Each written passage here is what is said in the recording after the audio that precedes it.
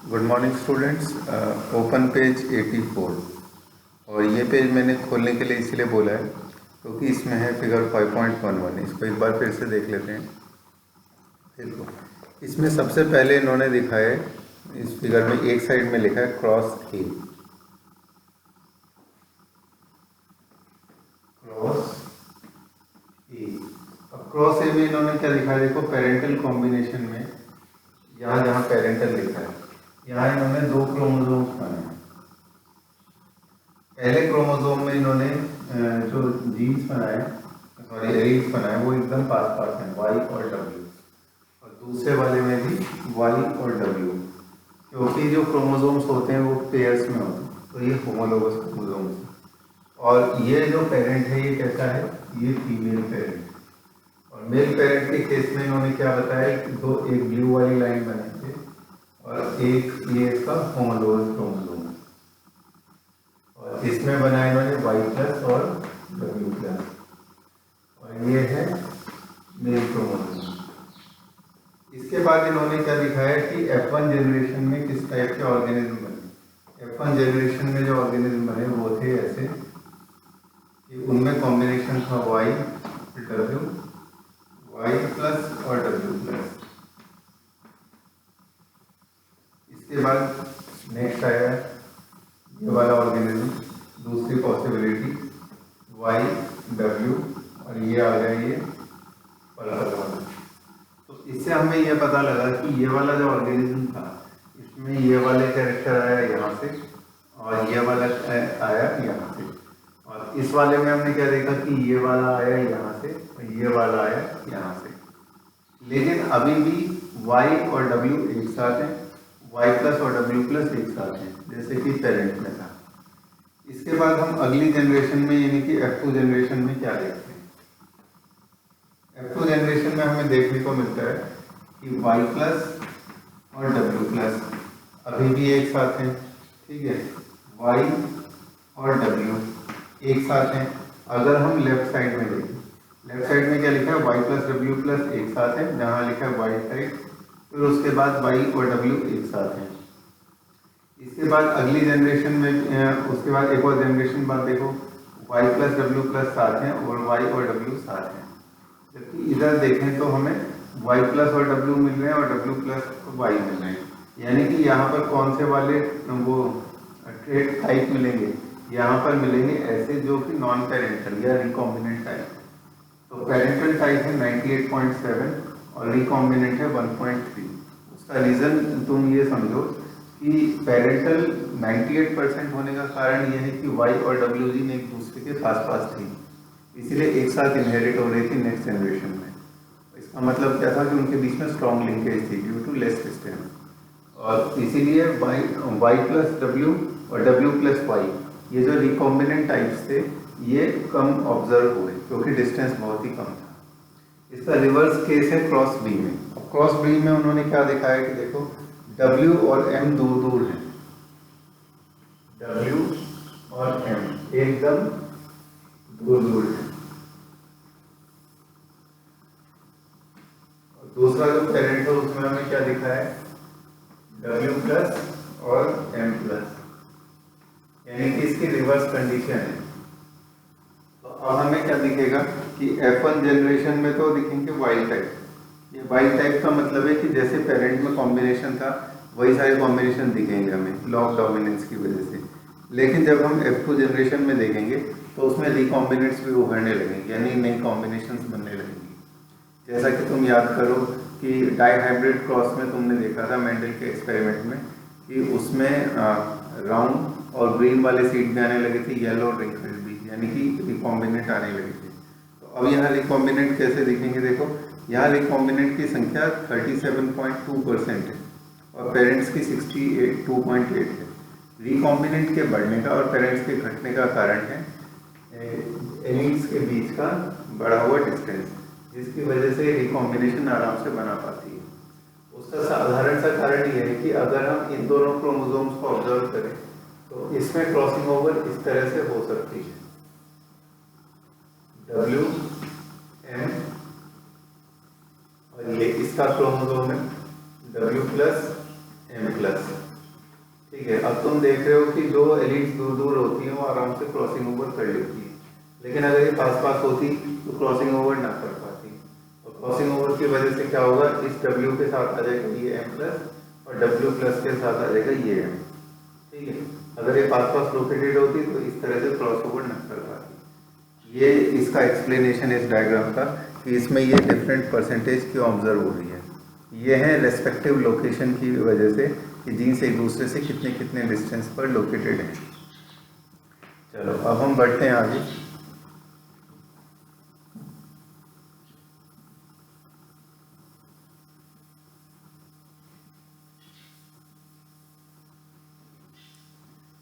देखो कल मैंने तुम लोगों को सेक्स डिटर्मिनेशन बताया था। सेक्स डिटर्मिनेशन के बारे में शुरू में वैज्ञानिकों को यह पता नहीं था कि किस तरह से सेक्स डिटरमाइन होता है एक ऑर्गेनिज्म में। तो यहाँ एक साइंटिस्ट का नाम दिया जिनका नाम है हैंकिंग। हैंकिंग ने सबसे पहले ये देखा कि जो गैमीट्स होते हैं उसमें आधे गैमीट्स में एक ऐसी चीज़ होती है जिसके होने से जेंडर डिसाइड होता है और आधों में वो चीज़ नहीं होती।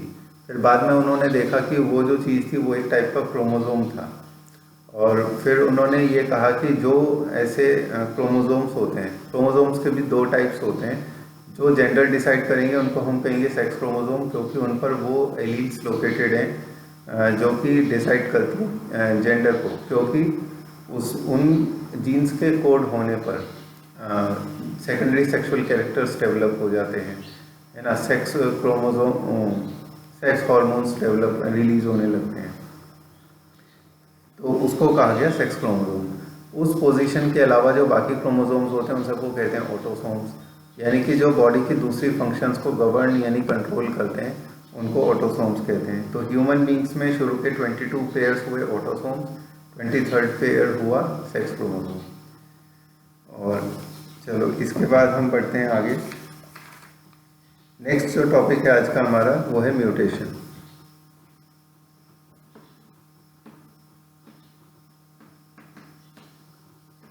म्यूटेशन की डेफिनेशन एक लाइन में है, sudden variable change in DNA. DNA में होने वाला सडन यानी कि अचानक होने वाला चेंज जो कि हेरिटेबल हो, हेरिटेबल यानी कि नेक्स्ट जनरेशन में ट्रांसफर हो सके, उसको हम म्यूटेशन कहते हैं। म्यूटेशन डीएनए में होने वाली जो वेरिएशन है, यानी कि हर रेप्लिकेशन साइकिल के साथ आने वाले जो छोटे छोटे चेंजेस हैं जिनको हम वेरिएशन कहते हैं, उनको म्यूटेशन नहीं कहा जा सकता। म्यूटेशन कहते हैं सिर्फ सडन और हेरिटेबल चेंज को, यानी कि जो एकदम से आए, ग्रेजुअल आने वाले को यानी कि धीरे धीरे आने वाले को कहते हैं हम वेरिएशन। तो ये म्यूटेशन की डेफिनेशन है। अब हम देखते हैं कि म्यूटेशन के टाइप्स क्या होते हैं। अगर हम ये देखें कि क्रोमोसोम्स जो होते हैं वो वास्तव में क्या है। सपोज करो ये क्रोमोसोम है, ये है इसका सेंट्रोमियर। तो क्रोमोसोम बना हुआ होता है क्रोमेटिन मटेरियल का। क्रोमेटिन मटेरियल के पैक होने से क्रोमोसोम बनता है। Chromosome is formed by packing of chromatin material.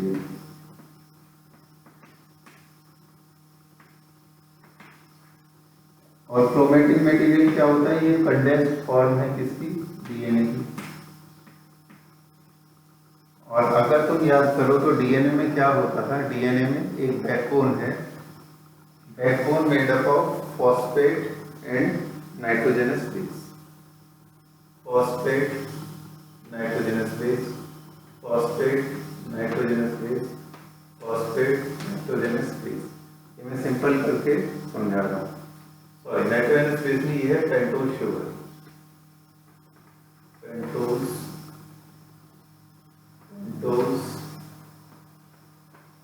और ये आ गया पेंटोज। पेंटोज शुगर जो कि दो टाइप की होती है, एक होती है राइबोज और एक होती है डीऑक्सीराइबोज।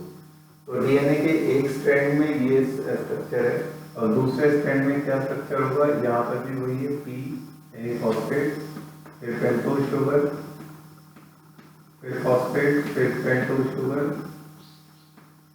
फिर फॉस्फेट, फिर पेंटोज शुगर। और इस पेंटोज शुगर से जुड़ा हुआ होता है नाइट्रोजनस बेस। दोनों साइड, इस पेंटोज से भी और इस पेंटोज से भी, इस पेंटोज शुगर से भी, इससे भी, इससे भी और इससे भी। ये सारी बातें मैं तुम्हें इसलिए बता रहा हूँ क्योंकि अब तुम देखोगे कि म्यूटेशन किस तरह से होता है। ये वाली जो चीज होती है इसको कहते हैं nitrogen base pair. Base pair इसीलिए क्योंकि नाइट्रोजन बेस है यहाँ पर और ये पेयर में प्रेजेंट होते हैं, एक दूसरे के साथ हाइड्रोजन बॉन्ड्स बनाते हैं, तब जाकर डीएनए का ये जो डबल हेलिक्स स्ट्रक्चर है, एक हेलिक्स ये रही और एक हेलिक्स ये रही, ये स्टेबल रहती है।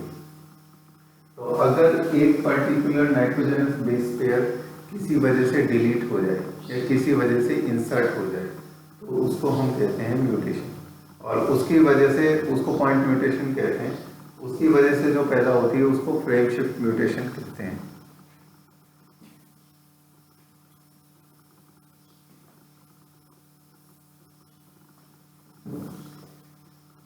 सपोज करो कि अब देखो पेंटोज शुगर तो हर एक तो न्यूक्लियोटाइड में सेम होती है। इस फॉस्फेट पेंटोज शुगर और इस नाइट्रोजनस बेस को मिलाकर कहते हैं एक न्यूक्लियोटाइड। इसी तरह की एक न्यूक्लियोटाइड ये, इसी तरह की एक न्यूक्लियोटाइड ये, ठीक है। तो हर थोड़ी देर बाद तुम क्या देख रहे हो कि न्यूक्लियोटाइड्स रिपीट हो रहे हैं, इसीलिए डीएनए को पॉलीन्यूक्लियोटाइड भी कहा जाता है। अच्छा, अब ये देखो, ये जो न्यूक्लियोटाइड्स एक दूसरे से जुड़े हुए हैं, अगर इन किसी कारण से यहाँ पर कोई दूसरा न्यूक्लियोटाइड एंटर कर जाए या दूसरे ये एंटर करने की बजाय या अगर यहाँ से डिलीट हो जाए तो उसको हम कहेंगे म्यूटेशन। अगर और ये तो चूंकि सेम है, पेंटोज भी सेम है, फॉस्फेट भी सेम है, अंतर यहाँ पर सिर्फ नाइट्रोजनस बेस का होता है। तो इसीलिए कई बार हम डीएनए के स्ट्रैंड को नाइट्रोजनस बेस के रूप में भी इंडिकेट करते हैं। जैसे अगर मैं एक स्ट्रैंड बनाऊं तो यहाँ पर होगा A T C C A G, 4 type के न्यूक्लियोटाइड्स होते हैं, कोई भी सीक्वेंस यहाँ लिख सकते हैं, T T A G C C A G G T A. Suppose मैंने यहाँ कोई भी सीक्वेंस लिख ली, 4 टाइप के न्यूक्लियोटाइड्स ए टी सी और जी से मिलाकर, तो ये है इसके सामने वाला स्ट्रैंड। अभी तो डबल हेलिक्स बनेगी। ए के सामने हमेशा आता है टी, टी के सामने आएगा ए, सी के सामने आएगा जी, सी के सामने आएगा जी। तो हमेशा क्या होता है, ए के सामने आता है टी और सी के सामने आता है जी। ए और टी के बीच में होता है डबल बॉन्ड, सी और जी के बीच में होता है ट्रिपल बॉन्ड। ये याद रखना, ए के सामने टी, जी के सामने C, T A T C G G T C C A T T, ये सीक्वेंस है। अब देखो तुम्हारे बुक में टर्म दी हुई है पॉइंट म्यूटेशन। क्या होती है पॉइंट म्यूटेशन? अगर सिर्फ एक नाइट्रोजनस बेस पेयर को यहाँ से हटा दिया जाए, ठीक है, तो उसे हम कहेंगे पॉइंट म्यूटेशन, यानी सिर्फ एक नाइट्रोजनस बेस पेयर को। और अगर इसको डिलीट कर दें तो उसका फर्क क्या पड़ेगा? जब प्रोटीन्स बनते हैं तो ये नाइट्रोजनस बेस पेयर 3-3 करके रीड होते हैं, 3 है ना, इन 3 से फिर एक एमिनो एसिड बनता है, फिर अगले 3 इनसे एक एमिनो एसिड बनता है, फिर अगले 3, फिर अगले 3, फिर अगले 3 और फिर अगले 3, इस तरह से एक एमिनो एसिड बनता है। लेकिन सपोज करो कि अगर यहाँ पर एक डिलीट हो गया तो उसके बाद क्या होगा कि ये टी जो था ये तो डिलीट हो गया। अब रीड कैसे होगा? ए सी सी, इसके बाद ए जी टी, फिर टी ए जी, फिर सी सी ए, फिर जी जी टी, फिर ए ए, यानी कि पूरी की पूरी सीक्वेंस गड़बड़ा जाती है। इसको कहते हैं फ्रेम शिफ्ट म्यूटेशन, की रीडिंग का जो फ्रेम था वो शिफ्ट हो गया, इसीलिए उसे फ्रेम शिफ्ट म्यूटेशन कहते हैं। देखो सेकेंड लास्ट पैराग्राफ में फ्रेम शिफ्ट म्यूटेशन के बारे में दिया है। फ्रेम शिफ्ट म्यूटेशन का जो ज़्यादा डिटेल है वो वहाँ दिया है मॉलिक्यूलर बायोलॉजी वाले यानी कि नेक्स्ट चैप्टर में, वहाँ हम इसको और डीप में पढ़ेंगे। इसमें देखो अब तुमने देखा कि 3-3 के रीडिंग फ्रेम में ये रीड होता है, तो अगर हम एक साथ 3 को या 6 को या 9 को या 12 को अगर डिलीट करेंगे तो उसका बाकियों को कोई फर्क नहीं पड़ेगा, क्योंकि अभी भी वो 3-3 के ही ग्रुप में रीड होगा। तो अगर 3 या 3 के मल्टीपल्स में कोई नाइट्रोजनस बेस पेयर ऐड होता है या रिमूव होता है तो उसका कोई फर्क नहीं पड़ता है ना, ना ऐड होने का ना रिमूव होने का, ना इंसर्शन का, ना डुप्लीकेशन का, ना डिलीशन का।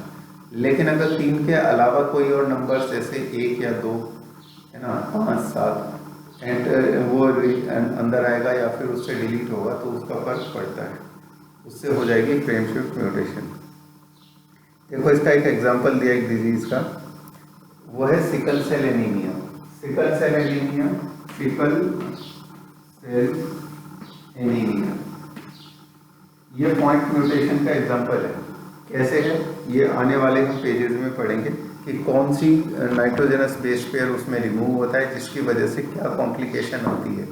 तो अगर एग्जाम में ये आए कि पॉइंट म्यूटेशन क्या होता है तो उसमें तुम क्या लिखोगे, सिंगल नाइट्रोजनस बेस पेयर का रिमूवल और जिसकी वजह से फ्रेम शिफ्ट म्यूटेशन पैदा हो जाती है।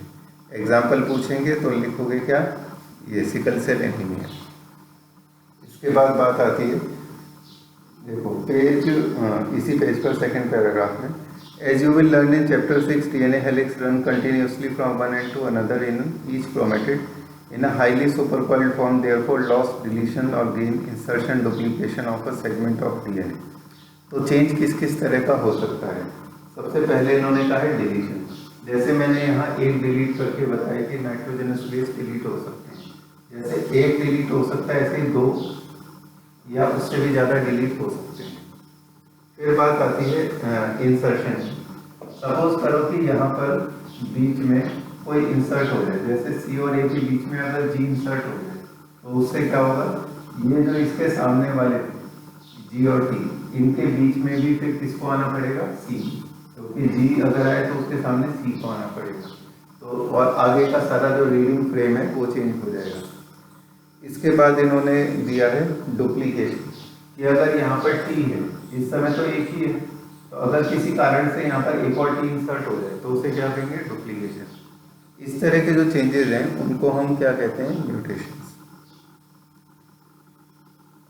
Results in alternation in chromosomes. Since genes are known to located on chromosomes, alternation in chromosome results in abnormalities or aberrations.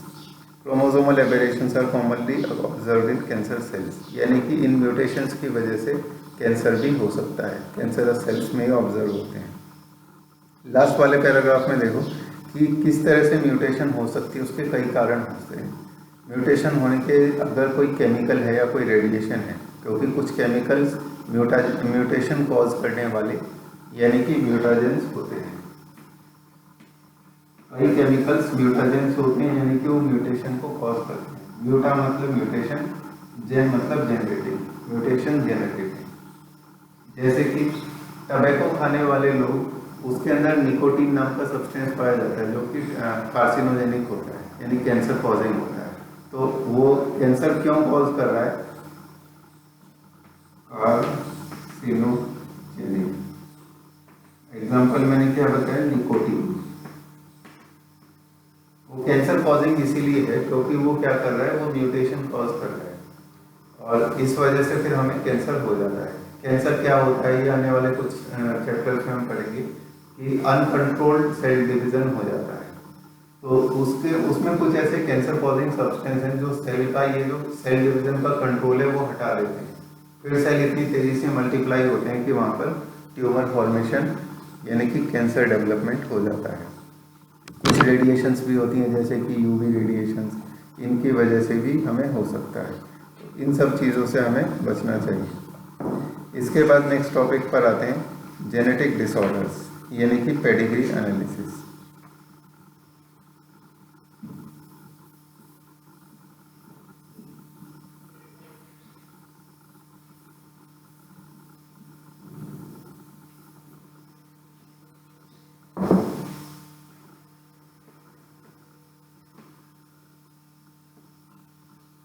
पहले देखते हैं पेडिग्री एनालिसिस क्या होता है।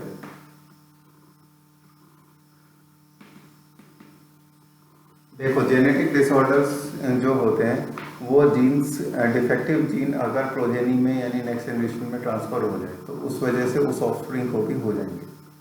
तो पेडिग्री एनालिसिस इस टाइप का एनालिसिस है जिसमें हम कम से कम 3 जनरेशन्स में किसी डिफेक्टिव जीन के ट्रांसफ़र को या फ्लो को स्टडी करते हैं। जैसे सपोज कोई डिसऑर्डर है तो उसमें हम ये देखते हैं कि 3 जनरेशन में लगातार वो डिसऑर्डर किस किस को हुआ है, उसका एक फ्लो चार्ट बना के। तो एक फ्लो चार्ट वाला जो रिप्रेजेंटेशन होता है उसको हम पेडिग्री एनालिसिस कहते हैं। जैसे कि और इसमें कुछ सिंबल्स यूज़ किए जाते हैं। कैसे सिंबल्स यूज़ करते हैं, फिगर 5.13 में देखो, यहाँ ये सिंबल्स दिए हैं। जैसे कि स्क्वायर से इंडिकेट किया जाता है मेल को, और ये जो हॉरिजॉन्टल लाइन है इससे इंडिकेट किया जाता है मैरिज को, ये सर्कल से इंडिकेट किया जाता है फीमेल को, और ये जो वर्टिकल लाइन है इससे इंडिकेट किया जाता है ऑफस्प्रिंग को, यानी कि बच्चों को। इसके बाद फिर हम क्या दिखाएंगे कि इनके कितने ऑफस्प्रिंग हुए। जैसे सपोज करो कि इनके 3 ऑफस्प्रिंग हुए और 3 ऑफस्प्रिंग में 2 मेल थे और 1 फीमेल। इसके बाद इन्होंने और क्या क्या सिंबल दिखाए, जैसे एक सिंबल ये दिखा है कि इसका जेंडर अनडिसाइडेड है, अनस्पेसिफाइड है। अनस्पेसिफाइड का मतलब हमें नहीं पता कि ये मेल है फीमेल है। फिर इन्होंने क्या कहा कि अगर उसमें वो इस तरह से डार्क किए हुए हैं तो इसका मतलब क्या होता है कि वो अफेक्टेड है, उनको वो डिजीज है जिसको हम स्टडी करते हैं। इसके बाद ये हॉरिजॉन्टल लाइन का मतलब मैरिज यानी मेटिंग बताए, और डबल लाइन का मतलब क्या बताए, कंसेंगुइनस मेटिंग यानी मेटिंग बिटवीन रिलेटिव्स। जो करीबी रिश्तेदार हैं उसमें अगर शादी होती है तो उसको कहते हैं कंसेंगुइनस मेटिंग। क्योंकि कई उसमें समाजों में ऐसा भी देखने में आता है कि वो लोग कजन्स में भी शादी कर लेते हैं। इसके बाद इसकी जो सीक्वेंस है वो इस तरह से होती है कि सबसे पहला जो बच्चा होता है वो इधर लिखा जाता है, दूसरा इधर, तीसरा इधर एंड सो ऑन, है ना, फ्रॉम लेफ्ट टू राइट होगा। Parents with male child affected with disease, वो इसमें दिखा है, देखो ये वाला जो मेल चाइल्ड है इसको इन्होंने पिंक कलर से इंडिकेट किया है, इसका मतलब इसको डिजीज हो चुका है। और फिर नीचे क्या लिखा है, 5 अनस्पेसिफाइड ऑफस्प्रिंग, कि 5 बच्चे जिनको कोई डिजीज नहीं है।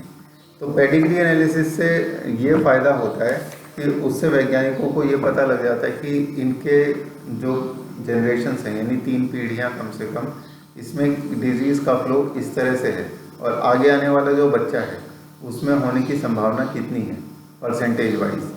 उससे फिर वो जो कपल है उसको सलाह दे सकते हैं कि क्या इस बच्चे में होने की संभावना कितनी है, और अगर संभावना है तो फिर आगे उसका किस तरह से हमारी रणनीति होनी चाहिए। यानी प्रेगनेंसी को अबॉर्ट करना है तो अबॉर्ट कर सकते हैं ना, कंटिन्यू करना है तो कंटिन्यू कर सकते हैं। अब देखो सेकंड पैराग्राफ में इन्होंने लिखा है, in human genetics pedigree study provides a strong tool utilize to trace the inheritance of a specific trait, abnormality और डिजीज। तो एबनॉर्मेलिटी एंड डिजीज को ट्रेस आउट करने के लिए यूज़ किए जाते हैं। इसके बाद आते हैं 2 टाइप के डिसऑर्डर्स, मेंडेलियन डिसऑर्डर और दूसरे हैं क्रोमोसोमल डिसऑर्डर्स। इन दोनों में मैं डिफरेंस बता देता हूँ, बाकी करेंगे हम कल। देखो मेंडेलियन डिसऑर्डर्स वो डिसऑर्डर्स होते हैं जिसमें कि डिफेक्ट एक जीन में है ना, एक जीन, और जीन क्या होती है, नाइट्रोजन बेस पेयर अकेला भी हो सकता है और उनकी सीक्वेंस भी हो सकती है। जैसे ए के सामने टी, ये क्या हुआ, एक नाइट्रोजनस बेस पेयर, सी के सामने जी के सामने सी, ए के सामने फिर टी, और टी के सामने ए। तो ये जो सीक्वेंस है अगर ये सब मिलकर, है ना, जैसे ये 3 हो गए, जैसे ये 3 हो गए और ये फिर अगले ये 3 हो, ये मिलके क्या बनेंगे, 2 एमिनो एसिड बनेंगे। 3 मिलकर एक एमिनो एसिड बनाते हैं, एमिनो एसिड 1, एमिनो एसिड 2। तो इनका जो ये सेगमेंट है जो मिलके एक एमिनो एसिड को कोड करता है उसे हम कहते हैं जीन। तो जीन का मतलब फंक्शनल यूनिट ऑफ डीएनए इसीलिए है कि जितना पार्ट उसका फंक्शनल है, यानी कि जितना पार्ट एक एमिनो एसिड को कोड करता है उसे कहते हैं जीन। ठीक है, ये उसकी डेफिनेशन है। अब जीन की कई और भी डेफिनेशन है, वो हम अगले चैप्टर में और डिटेल में पढ़ेंगे। अभी हम इतना देख लेते हैं कि ये वाला जो चीज़ है ये एक साथ अगली जनरेशन में इनहेरिट होता है। तो इसीलिए अगर सपोज करो कि इसमें डिफेक्ट आ जाए, ये किसी कारण से डिलीट हो जाए, ये वाली है ना, या ये किसी कारण से डिलीट हो जाए, तो इसको हम क्या कहेंगे, ये जेनेटिक चेंज है, जीन के लेवल पर चेंज आ रहा है। लेकिन क्रोमोसोमल डिसऑर्डर उसे कहते हैं जो क्रोमोसोम के लेवल पर आता है। जैसे सपोज करो कि नॉर्मल जो मेल होता है उसमें कॉम्बिनेशन होता है एक्स वाई, लेकिन किसी वजह से अगर कॉम्बिनेशन हो जाए एक्स एक्स वाई, यानी कि यहाँ जो 23वीं पोजीशन है उसमें 2 की वजह 3 क्रोमोसोम हो जाए और 6 पोजीशन हो जाइए, या अगर ये हो जाए एक्स वाई वाई, या अगर ये हो जाए एक्स एक्स एक्स, तो ये क्या है, ये क्रोमोसोमल डिसऑर्डर है। क्रोमोसोम की कॉपी बनना या क्रोमोसोम का डिलीट होना। जैसे अगर ये वाली कंडीशन है तो ओ का मतलब है कि यहाँ एक क्रोमोसोम कम है, क्रोमोसोम का घटना या क्रोमोसोम का बढ़ना वो क्रोमोसोमल डिसऑर्डर है। जीन का घटना या जीन का बढ़ना वो जेनेटिक डिसऑर्डर है, यानी मेंडेलियन डिसऑर्डर। ये दोनों में डिफरेंस है, बाकी हम करेंगे कल। Thank you.